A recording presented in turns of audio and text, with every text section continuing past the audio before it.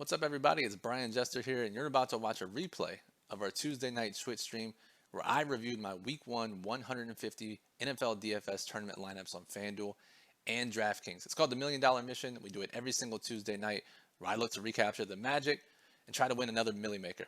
Now, in these live streams, we talk about a variety of tournament strategies for DFS, but we also talk about my specific FanDuel and DraftKings player exposures. We take a look at what other profitable 150 max players did in their tournament lineups. We talk about the game stacks I chose, and then we also talk about the settings I use in the Occupy Fantasy lineup builder to help build my lineups.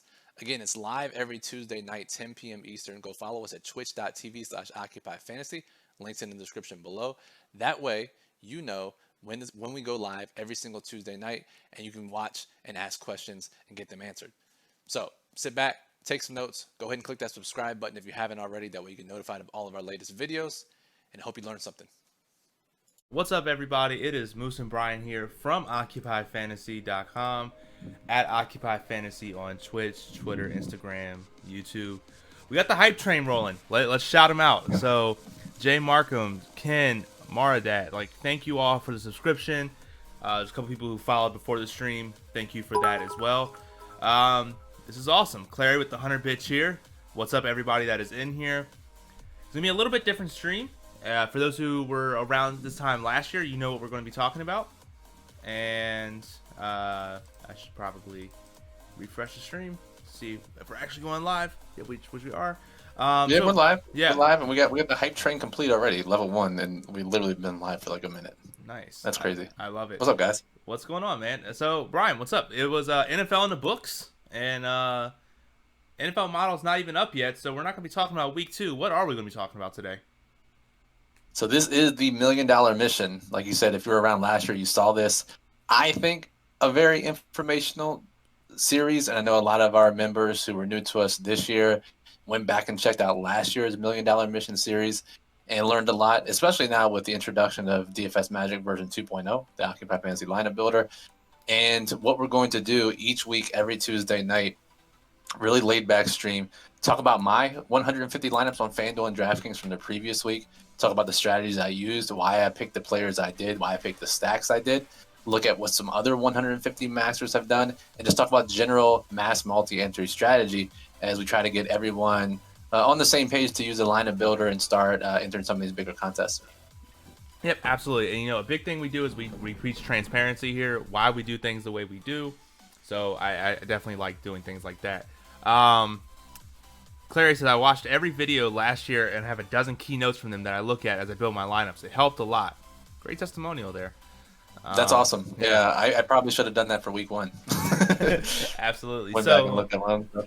Yeah, so what we like to show, again, full transparency. I can say that because it's not my lineups that I'm putting up here. But let's take a look. So if we look at your DraftKings, you are on the hashtag HowRichLife where you can't get satellites anymore.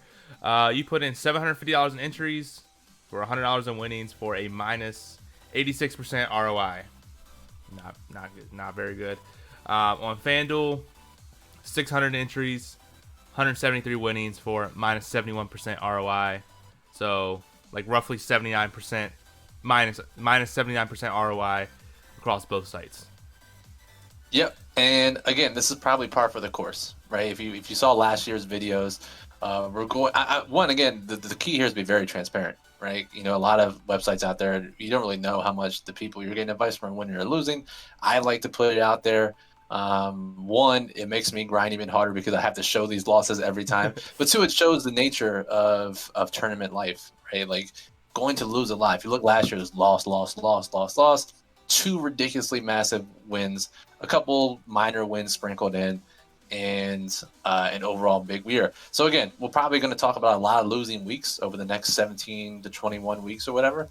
But we're going to learn a lot. We're going to continue to apply those, and hopefully, fingers crossed, we have at least 1 or 2 big weeks to talk about. Yep. Let's see. So a couple of questions here. .bet says, is that Jester or Russell Wilson? Yeah, a couple headband comments today. The hair is out of control. Going with the headband action today, so nice. I don't know what you guys think. Nice. Let's see. And Clary says, do you switch up your strat very much between sites to hedge a little bit?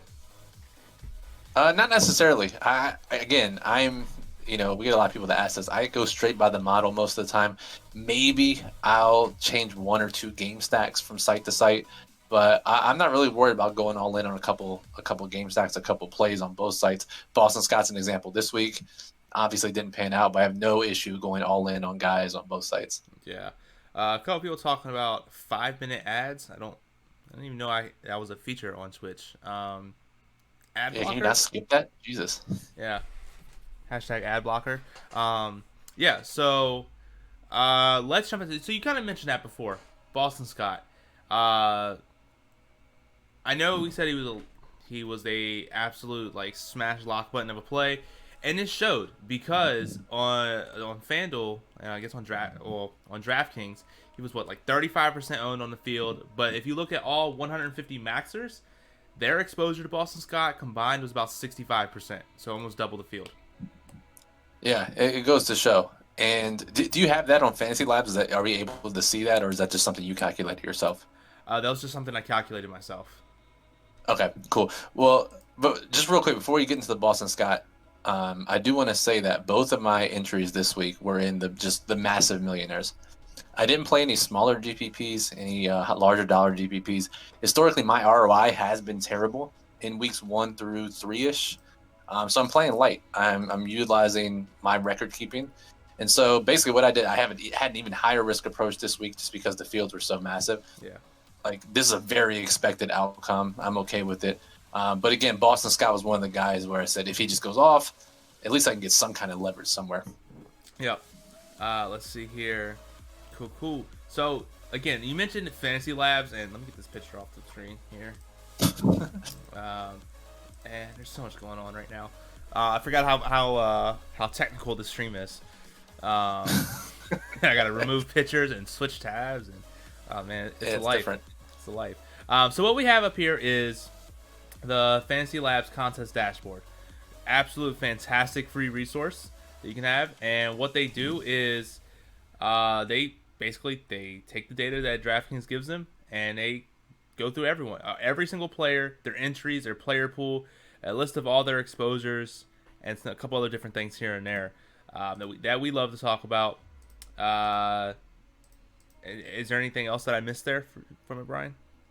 I don't think so. It's just like you can go in and see what every 150 maxer did. You can see what the winners did. You can see how the field handled certain players. You can see how the field handled the flex spot. It's something we do every week here, and going through and see what some of the 150 maxers doing. Again, before I started 150 maxing, before I just jumped right into it, I was like, well, what are the most successful 150 maxers doing? Like we know guys like Awesemo, the Chipotle brothers, some of the other ones. The guy I was obsessing about the other day that turned out not to be the actual guy in the stream. Like see what these guys do that have been successful and win GPPs. How do they handle different situations? And Moose, through all of our research last year, we found that when a backup running back is thrust into a starting role, no matter how he ends up performing, if he's highly owned, these professional 150 maxers go way over the field. And again, it's not going to always work out. We're going to get Boston Scott situations from time to time. But it's the plus EV move. It is the way to go. And it really, you just lock him in and go about your business. Now, this happened last year, Jalen Samuels. I locked him in and won the 100K. So we could just certainly get some different outcomes here. Yeah. But we're going to get closer to him outperforming the field more often than not. Yeah, absolutely. Let's see here. Yeah, Wig says there's a lot of backup running backs starting this week. Yeah, we'll see. I know the pricing was already out, so I don't know if we'll get. I honestly haven't looked at pricing this week yet. Not another Boston Scott situation, but we'll see what ownership looks like later in the week.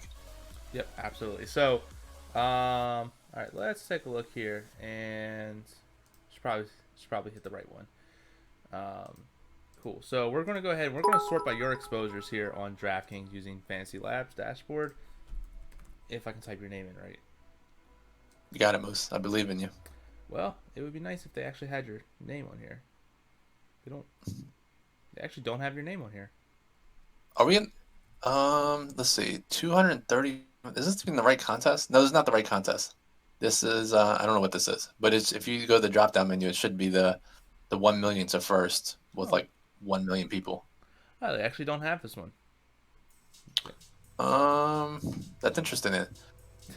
They don't. Are we on the right? Yeah, we're on the right date too. Let me Fuck? just triple check. I swear we do this. We've done this before. We have done this before. I promise. Yeah. Click the drop down, Moose. I'm looking on the stream, so I'm a couple seconds behind. But Yeah. They just have the $3,000 tournament, the $100 tournament, the 33 bootleg, and then the $5 200K to first. I guess they didn't capture the first millionaire. That's weird. But if you do the 100 millionaire, the $100 one, I did have 20 entries in that. I was able to scoop 20 tickets there. So we can talk about that if we want. Okay, absolutely. And in this case, your Boston Scott ownership, again, it was your highest owned player, 70%. Used a total of 56 players. And then other words, Christian McCaffrey, 55%. And it was something we talked about. You know, wide receivers don't go in on these high owned wide receivers, and that shows. Your highest owned wide receiver, the field had 2.6% of him. It was one of your highest leverage players. Yeah, I'm okay with the outcome there too. He ran the most routes, had the most snaps for any Raiders receiver. Just didn't get the work, so I'm okay there. Granted, the fade to high owned receivers didn't really work in week 1 when Devontae Adams was highly owned and put up about 700 DraftKings points. But yeah, this is going to be. I mean, again, we talk about this all the time. We've pretty much formulated the proper 150 max strategy. 3-1 game stack. That's 3 guys from one side, 1 from the other. Load up on high owned, high volume running backs. Play underperforming or under owned wide receivers and tight ends. Yep. Again, it's very high risk, but when it hits, it's going to fucking hit, and you're gonna have a great outcome. Yeah. Now you mentioned the 3x1. Did you do any 3x2s at all? I did not. No. If you remember last year, we talked about a lot of 3x2s on DraftKings. I was getting just my ass handed to me in 3x2s. And I kind of switched it halfway through to get more exposure to underperforming receivers as opposed to second receivers in a 3x2. Yeah, okay. I can understand that. Cool. Let's see here. Clary says, look at Mock Lovin in the $100. So see what he did. Let's take a look at that. He's a fantastic player, by the way. So we should always. He's definitely a guy we should monitor to see what he does. Okay, so he had 150 entries. I should probably get rid of your stuff. 150 entries. 54 Do you have 100 players. What? Holy shit! Okay. Yeah, that's. Do you think this was an accident, or do you think he did it on purpose? This almost has to be an accident, right? He log button Adams, Julio, Lamar, Herndon, Jets D. I think he accidentally locked in his cash lineup. Yeah. Or he put in his cash core and then rotated a play. I don't know what the hell he did here, because those top 8 guys are definitely all cash plays. Yeah. Yeah, that's insane. I would love to reach out to him and be like, hey, why did you do this? Because that's he's one of the few that's not touting, so it's tough to get in touch with him, which means he's really good. So no. And so what is that? That's what, 15,000? Yeah, 15K, and he locked button. What was his results? I imagine he did pretty well because he locked in Devontae and Lamar and Julio. He might have cashed all 150 with this. I imagine he did. Let's see if I can find him on here. So he didn't finish in the top 100. That's not great. Yeah, I wish you could search. I guess from my end. Yeah, I'm pretty sure that's an error. That has to be an error. Yeah. What about we always like to look at like Osimo and Chipotle Addict, Papa Gates. What did they do? So Osimo had a core of 118 players. Max was Boston Scott at 89%. Yeah, so again, that shows Osimo's a great player that absolutely leveraging the field on Boston Scott is something that we want to take a look at. Josh Jacobs, T.Y. Hilton, Allen Robinson, some players that he had double-digit leverage on. So now Osimo, he's a guy that actually has bigger player pools in most sports than the other 150 maxers. And he's successful. And again, it goes to show, and he's very projection heavy. So I imagine he's more confident in his projections and is willing to play more players as a result and go a little bit heavier in some spots. But even in like golf, NBA, his player pools are larger than the other guys around him. Yeah. So it's always interesting to see that. Yeah. Anyone else you want to take a look at? Let's look at Chipotle Addict, see what him and Papa Gates did.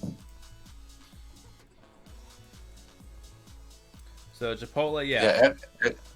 What were you saying? Sorry, go ahead.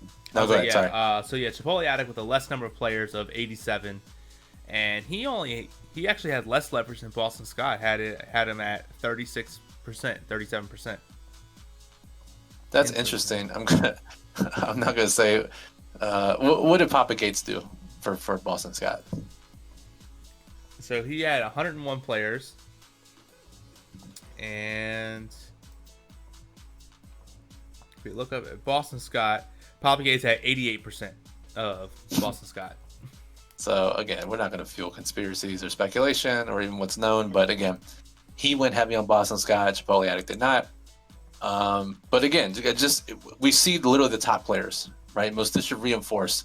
No matter, even if Boston Scott scored 8 points, even if you didn't like Boston Scott as a play on Sunday morning, the fact that the most profitable players in the world played 85% plus exposure on him should let you know that in those spots, that's what we need to be doing every single time. And this isn't an anomaly, because we've seen this every single time a backup running back starts that. Yeah, like I said, it's not just a one-off. It's literally, it's just like, as soon as this situation appears, it's almost like those betting trends you see where it's like they cover the spread 2 out of the last 2 times, or something like that. But no, it's like this, but except this actually works, where it's like, no, in this situation, everyone who is worth their grain of salt in the DFS world plays it this way. Yes, 100% right. By the way, Mach 11 did not have any lineups in the top 500 of the $100, but I'm not. I mean, I think it was a mistake, and that's a pretty fucking costly mistake. But maybe that was on purpose, and if it's on purpose, that's the most galaxy brain shit we've seen since the guy who plays every player. Yeah.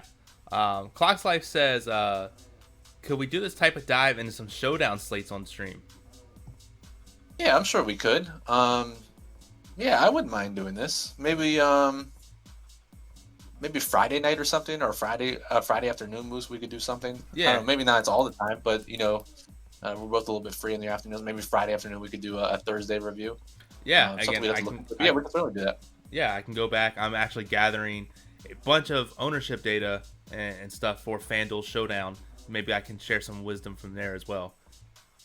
Yeah, we could. Yeah, let's plan on doing something like that. Then maybe Friday. Don't hold us to it, but we'll look into doing that for you guys. Yeah, you just bug us enough on Twitter. Yeah. So Clary says, Brian, what made you not lock Boston Scott? Yeah, this is a really good question. So FanDuel actually did lock him 100%. Moose, I don't know if you have my FanDuel exposures handy. If not, it's not a big deal. I do. I thought I did. Do I? Well, again, I'll talk about it while you look for it. So I actually did lock him on FanDuel, which kind of seems counterintuitive given the PPR scoring on DraftKings. But it was all about his price and how other guys fit into the lineup. When I just lock button Boston Scott, I was very happy with my exposures on FanDuel using DFS Magic. DraftKings, every time I locked him and was playing around with it, all my exposures were not what I wanted. Right, I couldn't get the right lineups I wanted. Salary wasn't working right. I was getting too much of different players. So I put him at I think it was min 80%, and I kept getting 60 to 70%. I was like, okay, I'm just gonna roll with this because I like how the rest of my lineup looks. I'm still double the field on him roughly. Yeah. So that was the idea. Okay, yeah. So I have your thing. It looks like you were 99% on Boston Scott. You didn't have him in 2 lineups. And then Christian McCaffrey 65%, Michael Thomas and DJ Chark 29%, and then Mark Andrews, George Kittle at 25% each. Sounds about right. Again, that's highest exposed players. Cool. Michael Thomas had about 1 point. Kittle had about 5 points. Boston Scott, obviously, yeah. So there's a reason my FanDuel ROI was not great. But again, this week was interesting, especially on FanDuel, because the pricing was so soft. You could fit a lot of expensive players in, and honestly, in hindsight, probably should have left a lot more salary on the table. Now that I think about it. Yeah. E says, how many tight ends did you play week 1? Good question. Moose, you can assume you can bring that up. If not, I can. How many did I play on FanDuel? I think it was 5 to 8, probably. I just have literally names and exposures. Let's see. Yeah, I'm pretty. So I had 4 outside of stacks. I think 4 or 5 outside of stacks. Yeah. And so, actually, question on you, just from my understanding on why you do something like this. I'm looking here, and again, not trying to call you out, but there's people you played just literally in 1 out of 150 lineups. So I don't know, So it's like Adam Thielen, right? Yeah. I know Adam Thielen was super low. Yeah. Yeah, and again, I wanted to. Again, Thielen I liked, but I liked him not as much as other players, and the model liked him a bit, obviously, and really what those players were just being rotated in the final couple spots in a stack. Okay. So if I had a core of like a game stack plus McCaffrey plus Scott, and just rotating in random players beyond that, that's how I got that. Normally I try to get at least 3 to 4% ownership on every player. Yeah. Sometimes I'll allow a really good play to be like that. But again, in hindsight, that also doesn't make much sense at 0.7% ownership for Thielen when his projected ownership is 10%. That really doesn't help me much. Yeah. But again, that was my line of thinking. Oh, I understand that. And so one other thing we like to talk about here, and I guess we can do it for the just to be some tilting. Let's do it for the $5 entry one for the some more stuff. So again, Fantasy Labs has some really cool features on here with salary distribution, position usage. Let's look at some duplicate lineups. So in this case, I don't know how well you can see it on stream, but this lineup was duplicated 255 times by 95 users, which is, I don't know why you would put the same lineup in like several times in a lineup, but there it is right there. But again, this is very chalky. And again, this looks like an optimized lineup, right? Yeah. Like a very popular optimized lineup from like an awesemo.com or Roto Grinders or wherever. And that's what you end up doing this. A lot of people end up, I don't know why they do this, but they put in 2 players, they optimize, they spit it out, and they put it in, and somehow it gets duplicated 300 times in a big GPP. Yeah. Don't do this. And that's how you can see, like you look here at the top one, Devontae Adams, Devontae Adams, Devontae Adams, Devontae Adams, Devontae Adams, Devontae Adams. Not Devontae. Super sick. Yeah. Super sick. He scored so many points. So I'm guessing. So what that means is it's like whatever site these people use, whether it's again say Awesemo, Roto Grinders, whatever, they had a high projection on him, or he fit well in the lineup, and so these optimized lineups spat out Devontae Adams. That's how he got super popular. Yeah, pretty much. That definitely happens. Yep. I will say this is some Galaxy. I always love when I see that. I don't, but the one guy did this lineup 150 times himself. Yeah. Again, either it's an error or you just don't understand tournaments, or you're like you can see the future. Yeah, and as Ken says, nothing better than spitting the million with yourself 5 times. It's so incredible. It's like the guy in Showdown last year who entered 150 the same lineup and tied for first in Showdown. Yeah. It was like him and like 10 other people. So those other 10 people would have split like, I don't know, it was like 20K each. But instead, they split like 1K each, and the guy who entered 150 lineups won like 144K doing it. It was the greatest thing I've ever seen. Didn't he play like the tight end or something? He played double tight end. Yeah, he had Blake Bell. Yeah, that's just an incredible feat. Yeah. This one's going to be a little bit weird with the salary distribution. I'm curious to see how this looks for week 1 when there was some cheaper plays available. And if this website can actually look proper. So only 7.9% of the entrants use 50,000. 4.5 use 49.9, goes down from there. But actually, more people use 49.5 than 50, which I thought was strange. It's really interesting, and I guess this is just all due to week 1 pricing. Yeah. Because normally, Moose, what do we see? Like 40, like isn't like 90% of the lineups 48.5 or higher generally? Exactly. Yeah, exactly. Yeah, and that's on FanDuel too. And so this is definitely a week 1 anomaly. As we go into week 2 and beyond, as prices starting to tighten up, we'll definitely see more and more people use a salary cap. Yeah. Yep. Exactly. You'll probably never see this outside of week 1 again. And like Clary said, it's probably because of Gibson and Scott. Both were very underpriced, and a lot of people fit them in. And as a result, they could leave more salary left over. Yep. Exactly. Clary, you're trying to make this hype train happen. I appreciate it. Clary's trying his best to make it happen. So if you guys want to join on the hype train and support Clary's efforts, we'd appreciate that. Yep, absolutely. Let's see here, and then the other feature that they have that again tilts us is position usage, and shows what percentage of positions were used in the flex. 46.5 on the running back, 39 in wide receiver, and 14.5% use a tight end and your flex spot, which is just gross. 14.5%. Holy shit.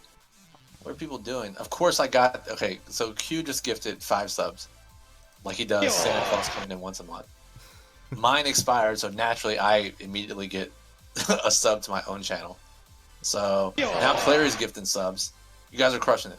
Thanks, you guys. We appreciate this. Yeah, and so for the people watching, so Hova2, OCDOBV, C the Best, Van City Ace, The Money Train, all you all that just got this gifted a sub, that means you're now allowed to our Discord server. I'm going to go ahead and put the instructions here. But if you go ahead and link your Twitch account with your Discord account, you'll get access to our Discord channel, which is awesome. Also, how did that... Clary tried to be slick and donate a sub, and then Q just immediately came over top and donated 5. Yeah, I was like, oh, great. Yeah, also, how does that not start a hype train? It's like 50-bit cheer and 6 subs. I'm like, come on, man. Very selective in their hype train allowance. I know, right? Yeah, so... Should we talk about game stacks next, the ones I chose? Yeah, so what game stacks did you use? So I was personally very high. Again, and a lot of this went into my strategy because the fields were so big, and I wanted to go a little bit off the board. I know New Orleans and Tampa Bay was very popular, as was Seattle and Atlanta, and I didn't want to include those because I knew they'd be popular. And in a 1 million player field, which is a lot different than a 100,000 player field, I felt that I wanted to get even more different. So I didn't use the 2 most popular. Now, in a regular week, I would have used those. And I would have used the ones in the plug, too. And I probably should have used Chris's recommendation of Minnesota and Green Bay. Might have had a greater ROI. But San Francisco, Arizona, I was very heavy on based on Arizona's offense and their play speed and San Francisco's rankings in our model and the availability of some of their players. Other game stacks were Indy and Jacksonville. I thought that had a chance to shoot out. Obviously didn't work. I did some Cleveland and Baltimore stacks. Cleveland did not hold up their end of the 3x1s. Yeah. And then I can't remember the other game I stacked. Let me see. Oh, it was obviously Vegas and Carolina. We've been talking about it for like 4 months. So. Absolutely, yeah. All right, so a couple people here in the chat actually talking about League of Legends Worlds. Looking here on DraftKings, looks like they posted some some contests for Worlds. What do you think the top prize is, Brian? I don't know. I know because I saw it and I was looking and I'm very disappointed. I was very upset. Yeah. Again, these are for the play-in game, so I doubt we'll see even larger for the next round. I don't know what it's called because it's the play-in, the groups. I don't know. But again, it's only 10K at first, so no League of Legends content coming back anytime soon unless they massively increase the prizes.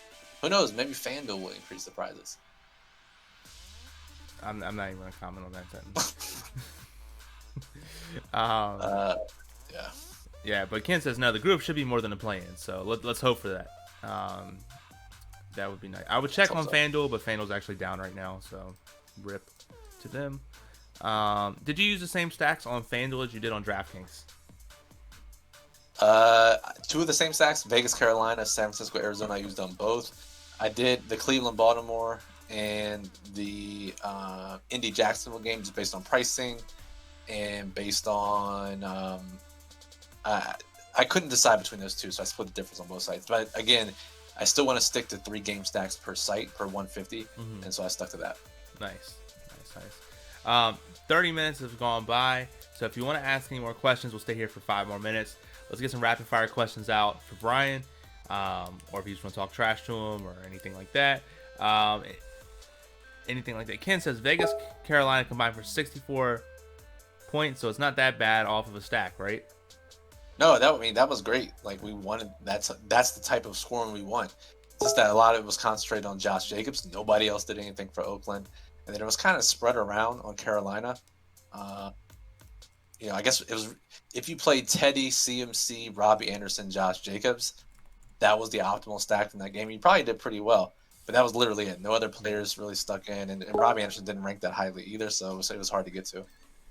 Yeah, absolutely. Here, cool. Anything we missed or you want to cover for the last couple minutes while we're here, Brian?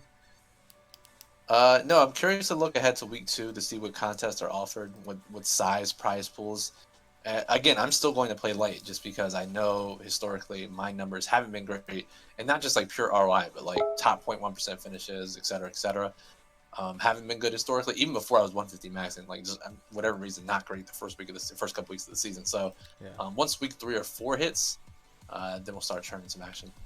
Cool, awesome. That sounds like fun, man. So let's take a look here. And Clary says, how did you do in Showdown, Brian? Do you have exposures there? No, maybe we'll talk about it if we do a show later this week. We'll review the Thursday slate and talk about some exposures. Yeah, nothing good. I got kind of close in the Pittsburgh Giants game. Like, I don't know, was hanging around a little bit the Tennessee game, but nothing worth really discussing. I missed the optimal captain on like 3 of the 4 Showdown slates, which is never good. Yeah. I'm going to ask your opinion on this real quick. So I'm only doing the 20 max for Showdown slates. Just for right now, I missed I want to do the FanDuel mini max, but psych, I'm not doing that. I'm doing one captain specifically, and I'm lock buttoning that captain in and just playing what I think is optimal around him. Do you think that can be a profitable strategy? Yeah, I know some people do that. I don't have a problem with it. It's a really high-risk approach if you can nail the optimal captain. FanDuel, I like it especially more. Like, FanDuel's definitely fine. DraftKings, I don't like it as much. I would still prefer to get a couple captains in. But FanDuel, yeah, it makes a ton of sense over there. Cool. And then Dot Bets, any first leans on Thursday Showdown? Not yet. I have a feeling it's going to be a slate where we can leave it the money left over just looking at initial pricing. Joe Burrow Moose is the highest priced player on DraftKings. What do you think of your Bengals in week 1? Their kicker sucks. It was definitely he's playing through his calf strains on Thursday, so I'm not sure we can roster him. Yeah. It's going to be very interesting. I would say I'm working on the back end of the model, so the model should be up probably around like 2, 3, 4 o'clock in the morning. By the time you guys wake up tomorrow, it should be up and running. To go there. Bengals look fine. I think they look fine. Just got some. They're not a good team. They're not a great team. You got to live with their expectations. True. Yeah. Burrow. I think Burrow showed enough though to be excited about. Yes, I'm very excited about Burrow. Burrow, AJ Green. Hopefully for a couple games, it should be good. Yeah. All right. Last question. That'll take us out of here. Clary says, in Showdown, do you generally captain kicker and/or defense to a certain exposure level, or let it fly?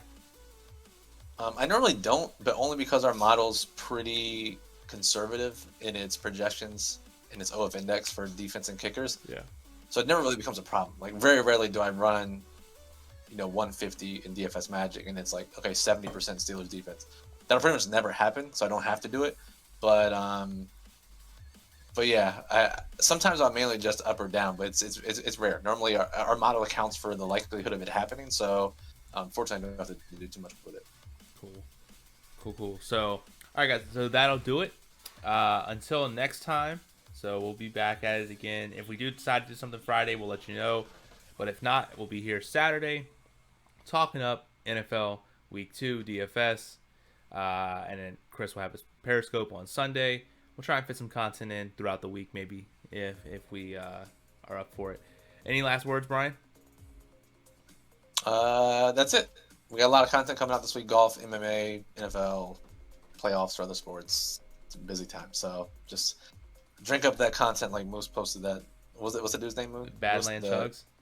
Yeah, Badland Chugs. Gotta eat it, drink it up like that. What was he drinking? Mountain Dew in the video you posted? Yeah, drink up all the content. I will say, I watched one of his videos and he did like 8 cans of cream corn out of a giant glass, and it was very, very disgusting. I was absolutely sickened by it, but I could not turn away. Yeah. So that, and then if you look at his thick with 2 C's, it's water with the consistency of honey. Dude, I saw that. I don't know how he drank that, honestly. Again, this stream is going downhill quickly, but yeah, I don't know how he did that, to be honest. Going downhill quickly. So I'm just going to send us out of here. So Moose and Brian from Occupy Fantasy. Next time, have a good night, guys. Peace.